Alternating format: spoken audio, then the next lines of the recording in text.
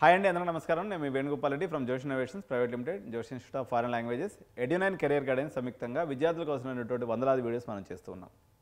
ఈ వీడియోలో 2026 JEE mains results వచ్చేసినాయి అనేది వీడియో టైటిల్. సార్, మీకు పైత్యం ఎక్కువైంది, మీ దిమాగ్ ఖరాబ్ అయింది, 2026 సంవత్సరమే రాలేదు, ఇంకా 26 జేఈఈ రిజల్ట్స్ ఎట్లా వస్తాయి సార్ మీకు అంటే, నేను ఈ సీక్రెట్ ఫార్ములా నేను మీకోసం చెప్తున్నా. ఇది ప్లస్ ఆర్ మైనస్ ఒక 50,000 అటు ఇటుగా మీ ర్యాంక్ తెలిసిపోతుంది. ఈ సీక్రెట్ ఫార్ములాను ఉపయోగించి మీరు డెసిషన్ తొందరగా తీసుకోవడం వల్ల 2 నుంచి 3 లక్షల రూపాయలు మీకు సేవ్ అయిపోతుంది.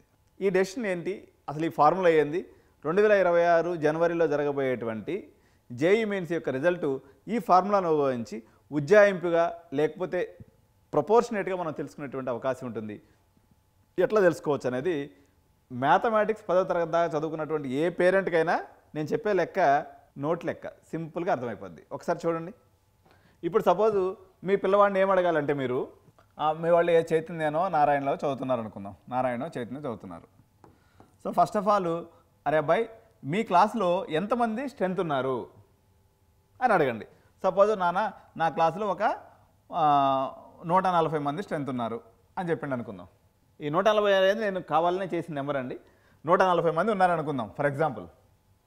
అరే, అందులో నీ ర్యాంక్ ఎంత అంటే, ఈ 140 మందికి ఎగ్జామ్ పెట్టినప్పుడు నువ్వు ఎన్నో పొజిషన్లో వస్తున్నావు అబ్బాయి అని అడగండి.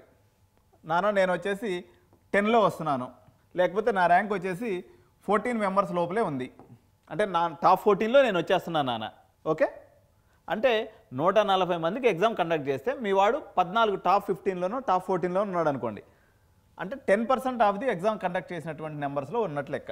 140లో 10% 14 కదండి. సో ఇటువంటిప్పుడు ఈ చిన్న క్యాలిక్యులేషన్ పెట్టుకొని మీరు జేఈఈ మెయిన్స్ ర్యాంక్ని క్యాలిక్యులేట్ చేసుకోవచ్చు.